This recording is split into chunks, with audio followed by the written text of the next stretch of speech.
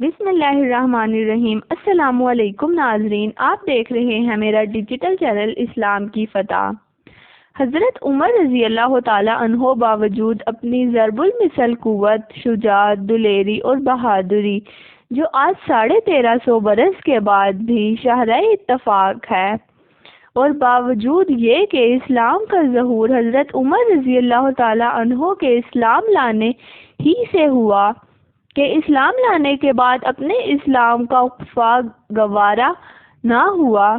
حضور صلی اللہ علیہ وسلم کے ساتھ محبت کا ایک ادنا سا کرشمہ یہ ہے کہ اپنی اس بہادری کے باوجود حضور اقدس صلی اللہ علیہ وسلم کے وصال کی حالت کا تحمل نہ فرما سکے۔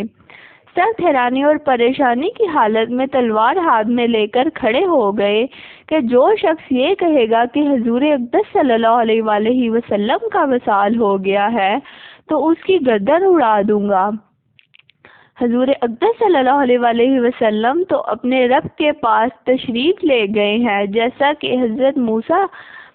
علیہ نبی علیہ السلام طور پر تشریف لے گئے تھے۔ ان قریب حضور صلی اللہ علیہ وسلم واپس تشریف لائیں گے اور ان لوگوں کے ہاتھ پاؤں کاٹ دیں گے جو حضور صلی اللہ علیہ وسلم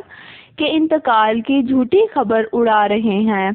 حضرت عثمان رضی اللہ تعالیٰ عنہ بالکل گمسم تھے کہ دوسرے دن تک بالکل آواز نہیں نکلی، چلتے پھرتے تھے مگر بولا نہیں جاتا تھا۔ حضرت علی کرم اللہ وجہہ چپ بیٹھے تھے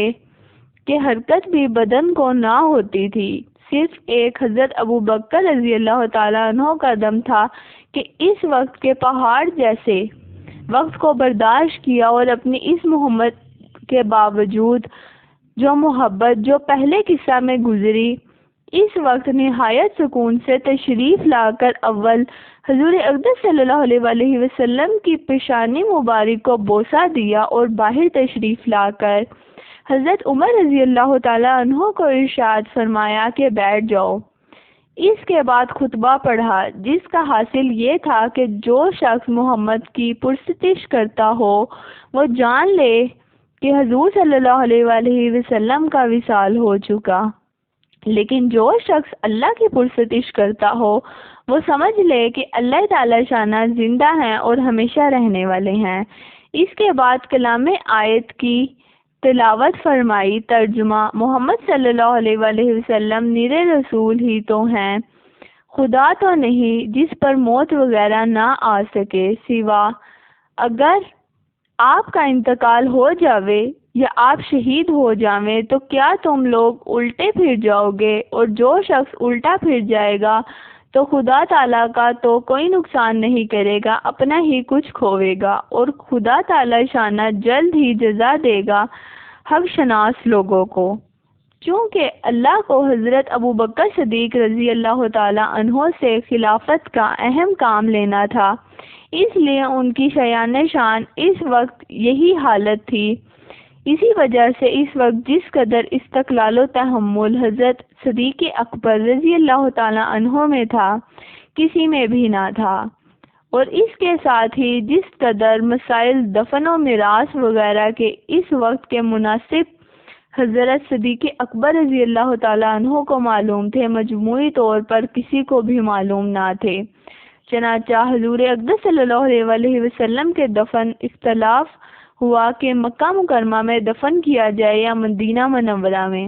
یا بیت المقدس میں، تو حضرت ابو بکر صدیق رضی اللہ تعالیٰ عنہ نے فرمایا،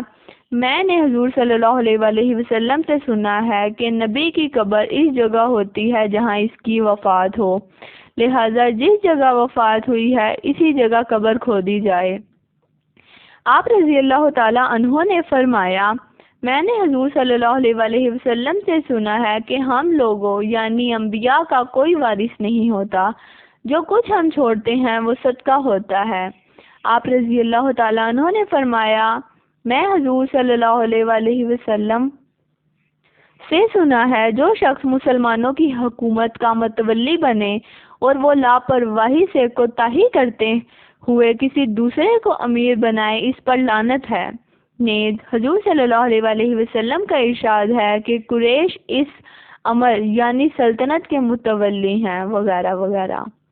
ناظرین، آپ کو یہ واقعہ اچھا لگا تو اپنے دوست احباب کے ساتھ شیئر کریں اور کومنٹ میں بتائیں۔ جزاک اللہ۔